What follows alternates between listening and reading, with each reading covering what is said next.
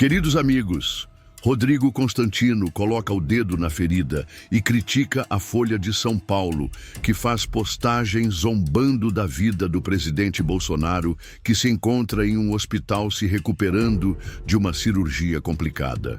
E as mensagens inéditas de Eduardo Tagliaferro, que revelam medo de Moraes. Se falar, o ministro me mata. Antes de iniciar, peço que curta, se inscreva e ative o sininho. Deixe um comentário abaixo e compartilhe com seus amigos. Sua ajuda é muito importante. Vamos para o vídeo. Vamos dar uma olhada também na charge e na manchete dessa matéria desumana que estamos vendo aqui, tal de Rui Castro. Longa vida a Bolsonaro. Nem os que mais odeiam querem vê-lo morto no hospital. Não, ele precisa viver para pagar. Eu queria iniciar com Rodrigo Constantino, porque consta, a gente estava comentando, relembrando outro dia que a Folha foi o jornal que publicou um editorial, um colunista, aliás, da Folha, que faz parte do conselho editorial da Folha, o Schwartzman, publicou um editorial dizendo, em 2021, eu quero ver o Bolsonaro morto, ou torço que o Bolsonaro morra, algo do tipo. 5 anos depois, a Folha não entendeu o nível de baixeza que chegou e mais uma vez demonstrou que não tem limite ao pior, né? Para onde está indo o jornalismo brasileiro, na sua opinião? Já foi há muito tempo pro lixo, né? Veja, o Rui Castro, o Hélio Schwartzman, eles se acham muito inteligentes, racionais, né? Essa é a turma que quer combater a direita radical com o seu discurso de ódio, os brucutus da direita tacanha, fascista, né? Eles são muito civilizados. Perguntem para o Barroso. Barroso vai dizer que quer recivilizar o país, talvez a imagem e semelhança de Rui Castro, de Hélio Schwartzman.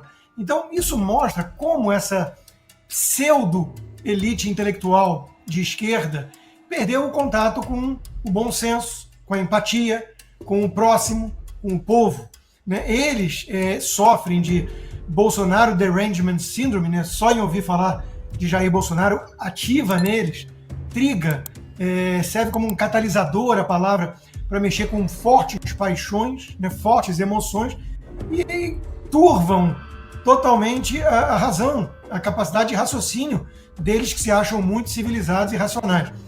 Veja, o Rui Castro diz, né, que ele pagar. Vamos pensar aqui, se ajudar a gente, pagar pelo que exatamente? Pelo mensalão, pelo petrolão? Por ter aproximado o Brasil da ditadura chinesa?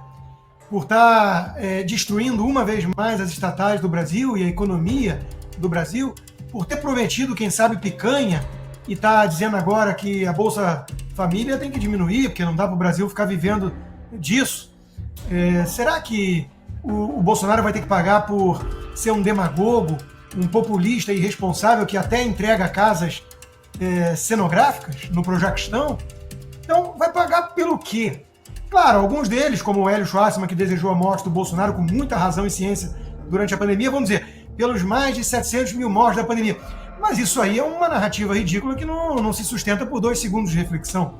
Então, todas as milhares de mortes, em termos proporcionais à população, equivalentes à do Brasil, que aconteceram na Argentina do governo lulista, foram responsabilidade do presidente lulista, Alberto Fernandes, à época? Então, é óbvio que isso é uma narrativa ridícula. Hoje, cada narrativa que eles usaram na época está sendo derrubada, né? A máscara não serviu para muita coisa, a vacina menos ainda, e o lockdown menos ainda, né?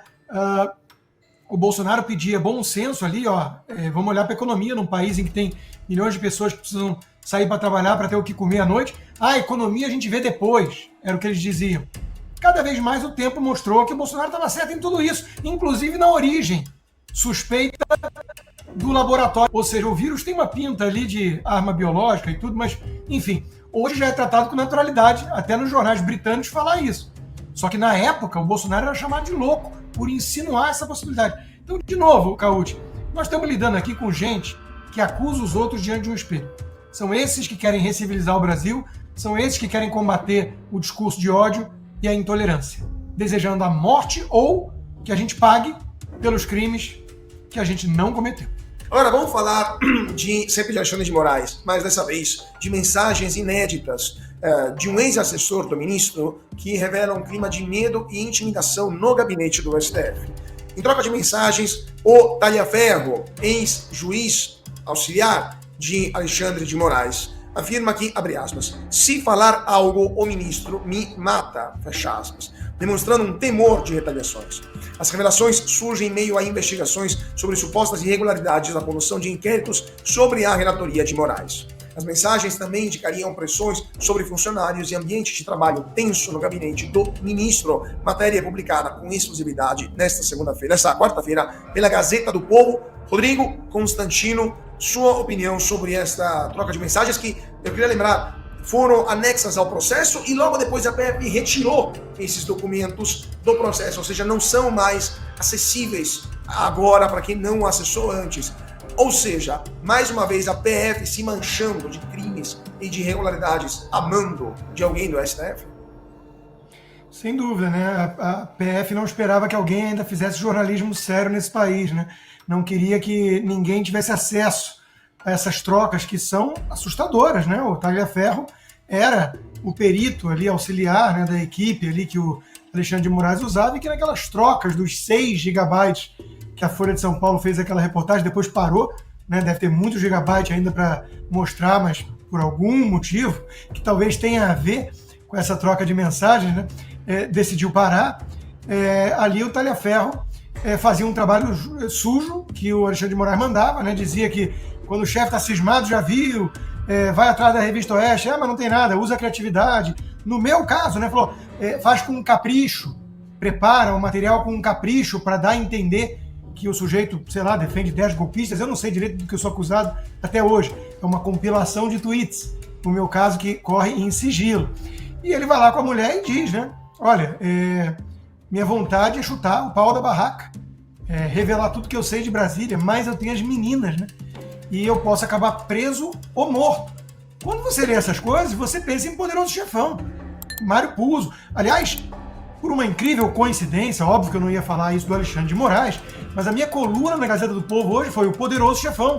E eu imaginei um cenário de Dom Corleone acordando irritado com um jornalista que coloca apelido nele, e ele mandando um capanga fazer o trabalho sujo, né? E o capanga depois diz para a mulher que está com medo de ser morto e coisa e tal, né? Usei umas frases, entre aspas, que são muito parecidas até com essa, mas foi apenas uma inspiração. Eu falava ali de máfia, né? Do Capo, Corleone e por aí vai. Qualquer semelhança é mera coincidência, né, gente? O Brasil nem está na mão de um capo mimado que confunde, como disse o Marsiglia, né, o que é governo e sistema judiciário. Deve ser muito difícil para Alexandre de Moraes enxergar essa separação, né? Como assim a justiça da Espanha ousa negar a extradição? Vamos retaliar.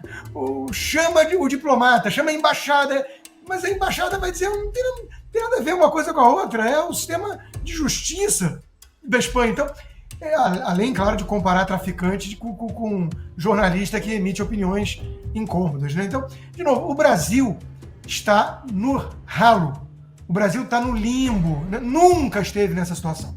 Não tem regime militar para comparar. Agora, o silêncio de boa parte da elite, de muitos juristas, da OAB, que faz uma crítica ou outra pontual, mas não tem coragem para denunciar esse estado de exceção em que chegou o Brasil, e isso é algo muito grave.